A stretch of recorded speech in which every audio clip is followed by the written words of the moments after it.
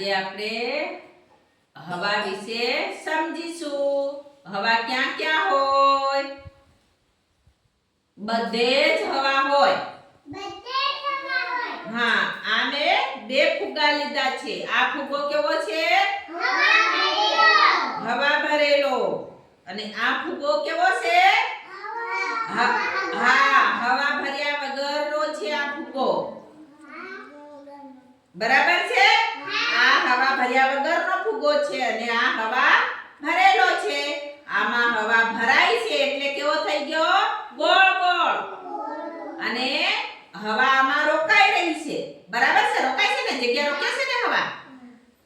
અને આ હવા ભર્યા વગરનો છે એટલે નાનો લાગી રહ્યો છે. બરાબર છે? હા. હવે આ ફુગ્ગો આપણે દિવાસળીના ખોખામાં નાખીએ તો અંદર આવી જશે. દેખજો બધા. હા, આવી ગયો. આવી ગયા ને? પછી આ ફુગ્ગો આપણે દિવાસળીની અંદર નાખીશું તો આવશે? નહીં આવે. કેમ નહીં આવે? આ મોટો છે એટલે જગ્યા રોકે છે અને પેલો નાનો હવા વગરનો છે એટલે અંદર સહેલાઈથી દિવાસળીના ખોખામાં આવી જાય. એમાં હવા નથી ભરી અને આમાં આપણે હવા ભરી છે એટલે હવા જગ્યા રોકે છે. પછી આપણને પણ હવાની જરૂર પડે છે. પડે છે ને બધાને? આપણે શ્વાસ લઈએ તો આપણા પેટમાં અંદર જાય હવા અને શ્વાસ બહાર કાઢીએ તો હવા બહાર નીકળી જાય. તમે બધા હાથ પર એમ ફૂંક મારો. શું થાય છે?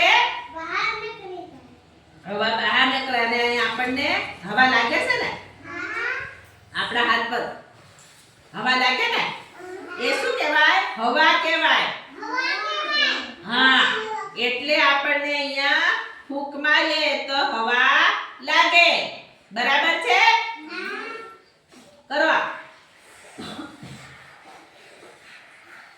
શું થાય છે? હવાની અવરજવર થાય છે. હવા આપણે બહાર કાઢીએ છીએ અને પાછા શરીરમાં અંદર લઈએ છીએ હવા. હવા વગર આપણે જીવી ના શકીએ. બધાને હવાની જરૂર પડે. પશુ, પંખી, નાના નાના જીવ જંતુ, વનસ્પતિ, સમગ્ર સૃષ્ટિને હવાની જરૂર પડે. હવે હવા વિશે આપણે સમજ્યા? સરસ. તાળી પાડો.